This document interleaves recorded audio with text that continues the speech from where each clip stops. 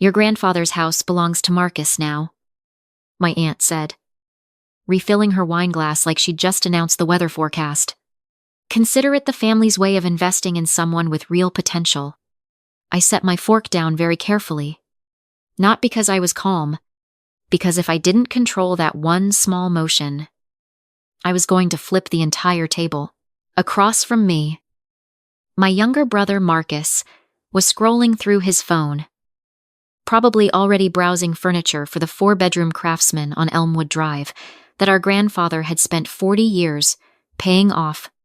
My aunt, my father's older sister, the woman who had been appointed executor of my grandfather's estate, sat at the head of the table with the easy confidence of someone who had already won and simply hadn't told the loser yet. I had driven 6 hours from Portland to attend this dinner. I thought it was a family gathering. It turned out to be a sentencing hearing. And nobody had informed the defendant. That house was left to me, I said. I was there when Grandpa signed the will. He read it to me himself. My aunt tilted her head with the practiced sympathy of a woman who had spent 30 years as an estate attorney. She knew exactly how to deliver bad news and make it sound like a gift. Claire, your grandfather loved you deeply, but he revised his wishes in the final months. The stress of his illness made him reconsider what Marcus needed versus what you already have. You have a career. You have stability. Marcus is still finding his footing. The house gives him a foundation. Marcus finally looked up from his phone. Don't be weird about this, he said. It's just a house. I was 31 years old. I had worked as a structural engineer for 8 years. I had student loans. A 1-bedroom apartment with a radiator that sounded like a dying animal. And exactly $11,000 in savings. My grandfather had promised me that house since I was 19 years old. Sitting on his porch the summer after my grandmother died, when he looked at me and said, Claire, you're the one who shows up. This house should go to someone who shows up.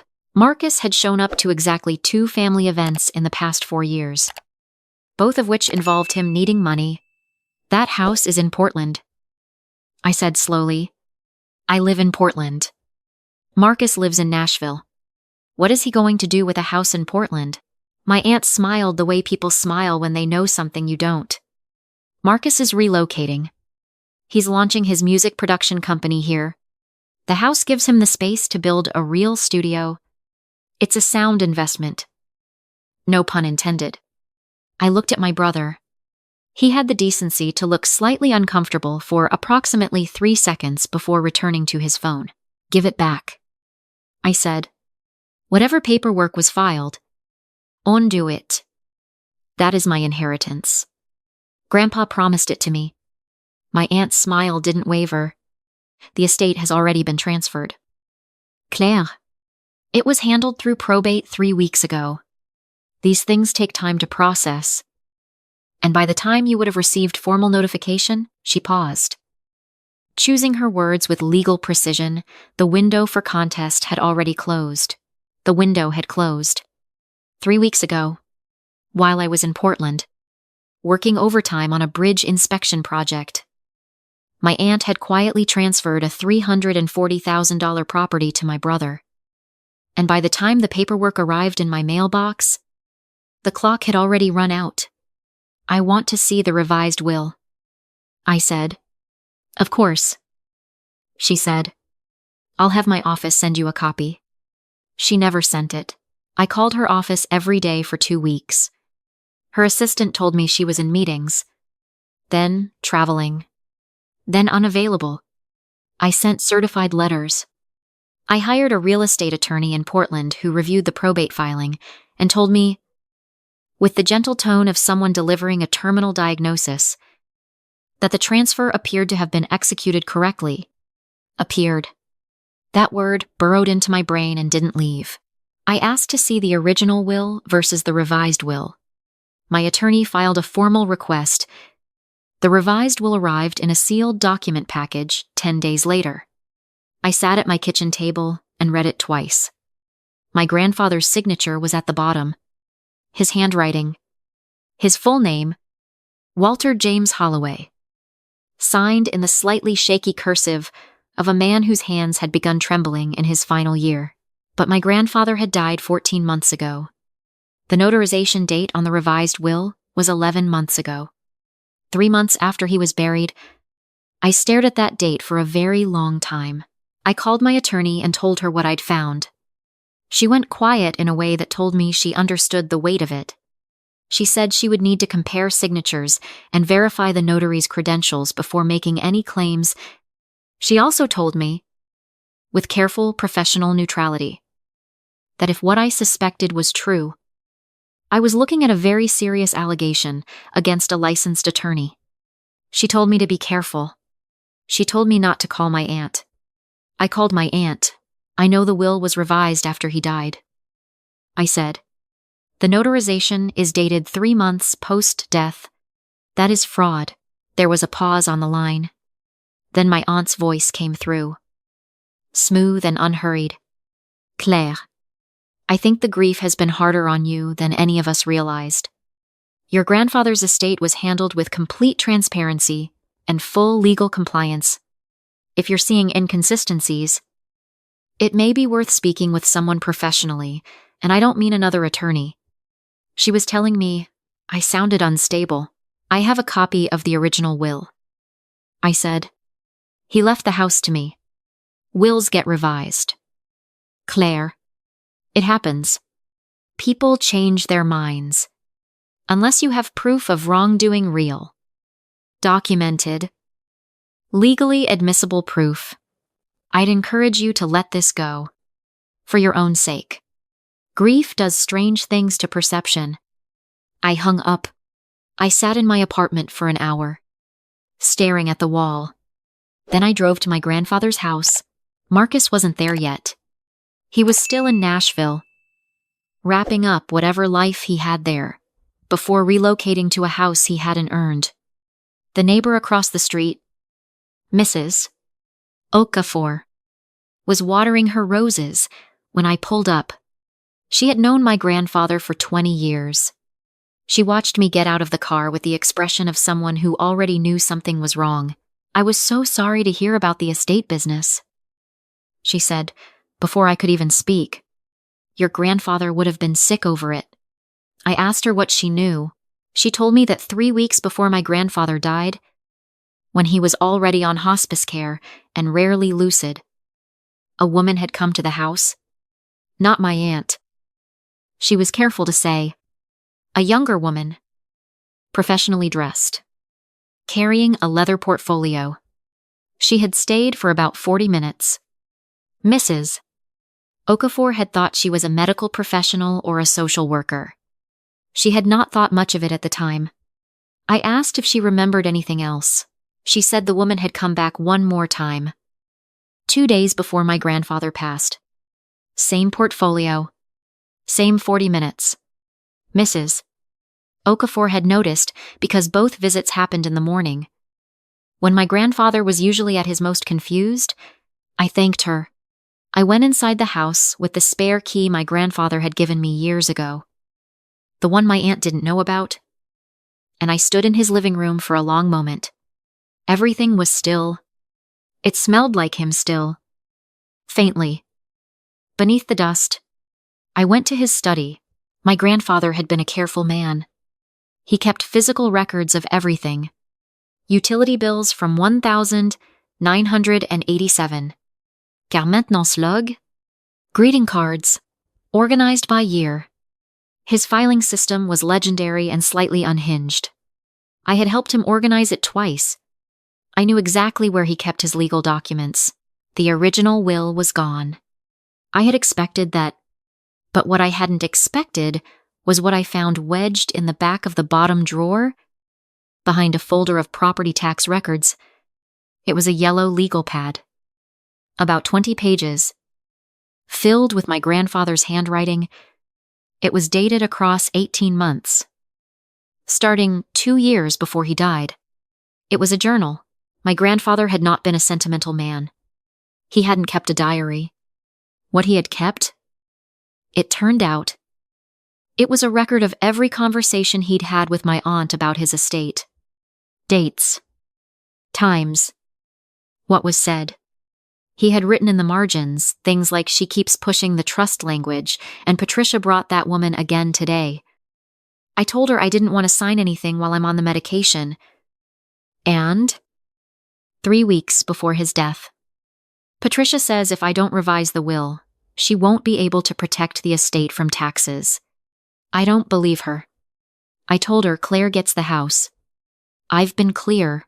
I sat on my grandfather's study floor and read every page twice. Then I took out my phone and photographed every single one.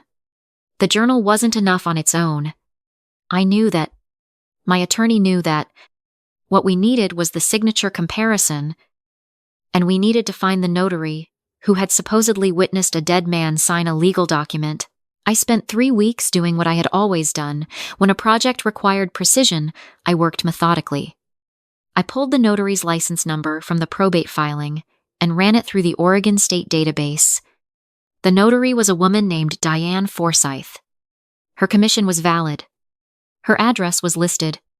What was interesting was that Diane Forsyth had notarized 11 documents in the past 2 years. 8 of them were connected to estate filings handled by my aunt's firm. I hired a forensic document examiner out of Seattle. She was expensive. She was also, my attorney assured me, the best in the Pacific Northwest. I overnighted her the original will. I had a copy of the revised will and a selection of my grandfather's personal letters for signature comparison. I told her I needed her to look at the notarization date against the death certificate. I told her I needed the truth more than I needed a particular answer. She called me 11 days later. "The signatures are not a match," she said. The original and the revised document show different pen pressure, different letter formation on the capital W, and a baseline inconsistency consistent with someone attempting to replicate a signature rather than executing it naturally. Additionally, she continued, the notarization date falls 14 weeks after the death date on the certificate you provided. This document was signed by someone other than Walter James Holloway, and it was notarized, either fraudulently or in error. I wrote down every word. I did not call my aunt. I had learned my lesson. What I did instead was call a contact I had made 3 years earlier during a federal infrastructure audit. A compliance investigator I had worked alongside on a project involving contractor fraud. We had stayed in loose touch. He was methodical, careful, and had no patience for people who used legal credentials as cover for theft. I sent him everything. The journal, the forensic report, the notary's pattern, the timeline. He called me back in 4 days. He said, "Claire, this isn't just civil. This is criminal." And then he said something that made the floor feel very solid under my feet for the first time in months. He said, "I know exactly who to call." While I waited, things got worse. My aunt had apparently decided that the best defense was a thorough offense. I received a letter from her firm informing me that my repeated attempts to contest the estate, my entry into the Elmwood property without authorization, and my contact with estate witnesses constituted harassment and potential tortious interference. They were formally putting me on notice. 2 days after that, my employer received an anonymous complaint suggesting that I had falsified safety documentation on a recent inspection.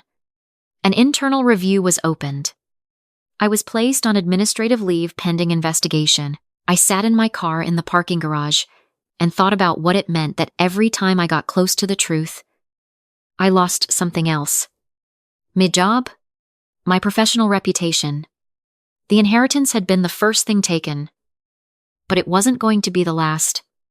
My aunt had spent 30 years as an estate attorney. She knew how to make people disappear legally. Not in the dramatic sense, but in the slow, grinding, bureaucratic sense. She knew how to drown someone in process until they ran out of money and energy and simply stopped fighting. I was not going to stop fighting, but I needed to be smarter. My forensic examiner had mentioned, almost in passing, that the leather portfolio the notary carried to client meetings often contained a duplicate copy of all signed documents. A personal protection habit. Common among notaries who worked in elder law. It was how they covered themselves if a signature was ever challenged. I found Diane Forsyth's home address through public records. I did not go to her home. I wrote her a letter. Personnel. Not legal. I told her I wasn't interested in destroying her. I told her I had the forensic report. I told her I knew the signature was forged, and I knew the notarization date was impossible.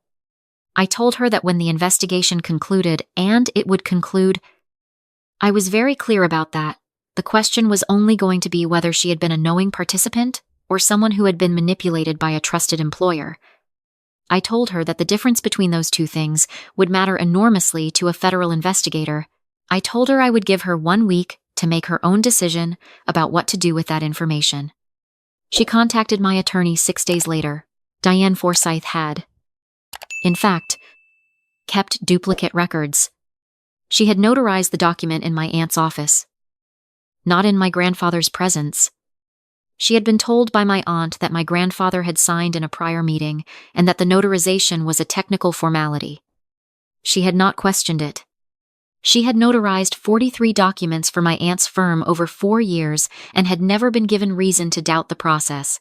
When she finally understood what she had participated in, she was, by my attorney's account, a woman who had not slept properly in several months. She gave us everything. My aunt had planned Marcus's relocation before my grandfather was even gone. The email chain Diane provided, correspondence between my aunt and Marcus that had been forwarded to Diane for scheduling purposes, showed that Marcus had been told about the house 6 weeks before my grandfather died. He had sent back a series of enthusiastic responses about square footage and natural lighting for a recording studio. He had never asked where the house was coming from. He had never asked if I knew. I don't know if that makes him complicit or simply incurious about things that benefited him.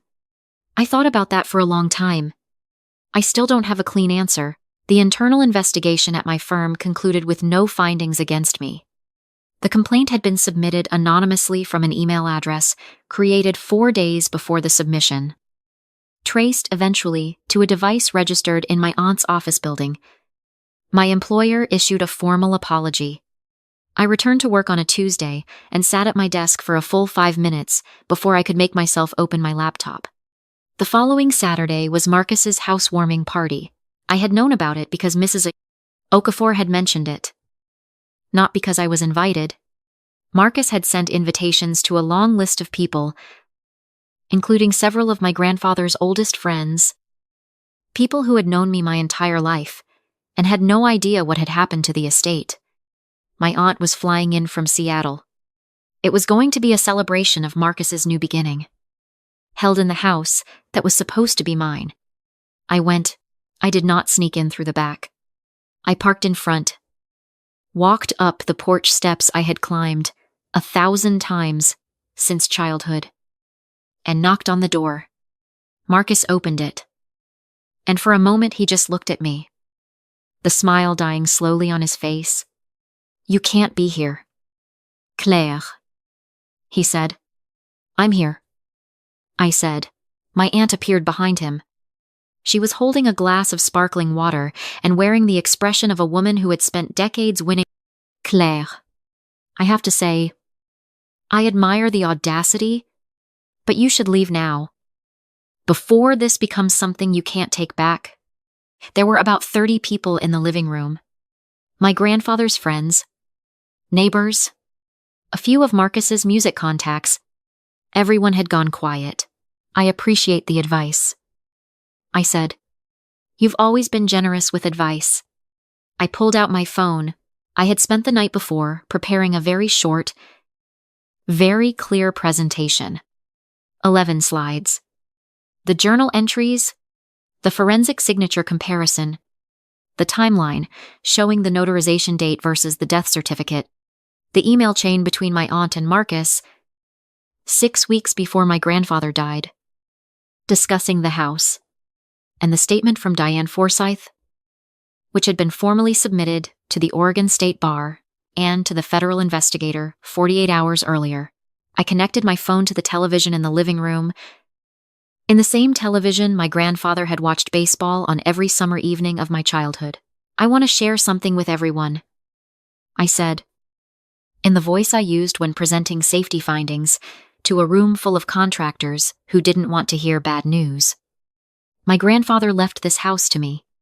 I have his original will and his personal record of every conversation he had with my aunt about his estate. The revised will that transferred this house to Marcus was signed after my grandfather was already dead. I have forensic confirmation of that. I also have confirmation that Marcus was told about this house 6 weeks before my grandfather passed. The room was absolutely still. My aunt's voice, when it came, had lost its smoothness for the first time. "That is a fabrication. You are a desperate, grieving person who is making very serious and very false accusations against a licensed professional, and you will hear from my attorneys. The Oregon State Bar already has," I said. "So does the federal investigator?" As of Thursday, I watched her face do something I had never seen it do before. It reorganized itself, very quickly, into something smaller. "Mr. Beaumont," I said, looking at my grandfather's oldest friend, a man who had stood at his graveside and wept openly. "I'm sorry you're seeing this. I'm sorry this is how you found out." He looked at me for a long moment. Then he looked at my aunt. Then he set down his glass and walked out the front door without a word. Several other people followed him. Marcus was standing very still near the kitchen doorway. He had not spoken since I knocked on the door. "Did you know?" I asked him. Not in front of the room. I walked over to him and asked him quietly, "Did you know the will had been forged?" He looked at the floor. "I knew it was being revised," he said. I didn't ask how. I looked at my brother for a long time. At the house behind him, my grandfather's walls and floors and windows, and the porch where I had been promised something by a man who meant it. "You're going to need to find somewhere else to live," I said. My aunt surrendered her law license 9 days later. In advance of the formal bar hearing, a move, her own attorney apparently advised as damage mitigation. The forgery and fraud charges were filed by the state. The federal wire fraud investigation is ongoing. She is currently free pending trial. Marcus vacated the house in 3 weeks. He moved back to Nashville. He has not contacted me, and I have not contacted him. I don't know how to have a brother who didn't ask how. Maybe someday I'll figure that out. Not yet. The wrongful complaint against my professional license was formally expunged. My employer settled with me quietly for the reputational damage caused by the administrative leave. It wasn't a large amount. It was enough. The house was returned to me through a probate court order 6 weeks after the housewarming. That wasn't. I drove to Elmwood Drive on a Wednesday afternoon in November to let myself in with the key I had never given back, and stood in my grandfather's living room in the quiet. It smelled like dust and old wood, and faintly, distantly, like the cedar closet where he kept his good coat. I sat on the floor of his study, where I had found the journal, and I thought about what he had written in the margin of one entry. A sentence with no context around it. Just a thought he had apparently needed to put somewhere. Patricia always thought I didn't know what I had. She was wrong about that. I own a house in Portland now. It needs a new water heater, and the back porch boards need replacing, and the kitchen hasn't been updated since the late 90s, and I have never loved a place more in my life. My grandfather knew what he had. He also knew what I had. He wasn't wrong about that either.